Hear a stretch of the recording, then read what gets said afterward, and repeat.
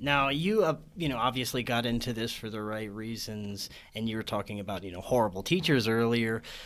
From your experience with other teachers and interactions, were they getting into this for the same reasons as you, or did people, it doesn't seem like they'd be getting into it for a paycheck because I know teachers don't get fucking paid, so, No. No, they really don't get paid. Some people get into it because they're like, well, it's a stable job. We know we'll always need teachers. And there's something to that. So, like, there's some people like that. Most people are getting into it because they never left high school themselves, mentally and emotionally. And they're drawn back to it for those same exact Aha. psychological games that they were That playing makes in high sense. school. Yeah. So you see those, and we all had those teachers too, where they either wanted to be Oh, really cool, yes. like, hey, kids, like me, look at me, I'm so cool. Or those Those are the one teachers that who are were like, banging the students nowadays. yes. Yes. Or there's the teachers who are like, I'm so tough. Look at me. I was a tough guy in high school and I'm going to be a tough teacher. And like that. Or Yeah.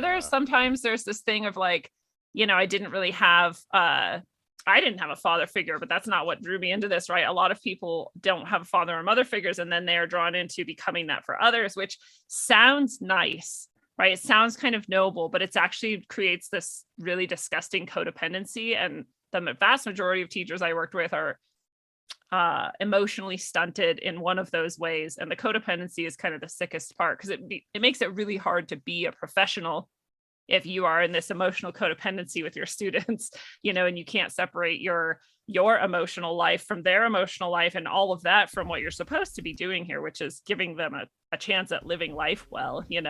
It's really Yeah. disgusting, actually. And we have no sort of benchmark for that. Like, we have no way to filter these people out and say like, are you emotionally healthy? Like, we don't do that. So we get a lot of those people. And then of course there's the predators too, who literally chose it because it's a easy place to find victims of Yeah, various right. types. All right, right, right. And what about, have you noticed that there is a type of, I guess, situation for children that come from bad homes, maybe abusive homes, where school is bad enough that you have to go to this indoctrination system, but to come from a bad home and then have to spend all day going to this indoctrination. Some kids actually look forward to going to school just to get out of their bad home system. And then they have, on the other hand, the kids that come from great homes and parents think they're doing the right thing, sending them to these to what the school says. That's what you do. You send your kids to a school to learn about how to be good little slaves, but that's not what the parents are thinking. Have you noticed a difference in those children in the way that they learn? Basically, if whether they're coming from good homes or not.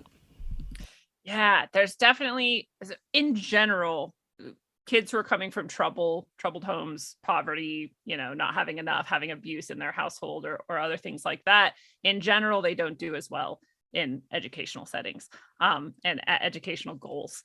And there is an exception to that. And I'm one of the exceptions to that. And people might be familiar with this idea that one response to trauma is to over compensate almost, right? You're like, oh, like, if this is how crazy life is, I'm going to do everything I can. I'm going to focus. I'm going to like work really hard. And it's almost like you're a machine at that point. And that's what I did. And some people in trauma do that. So you see that, but it's the exception rather than the rule. The most common is that these kids don't perform as well and don't engage as much.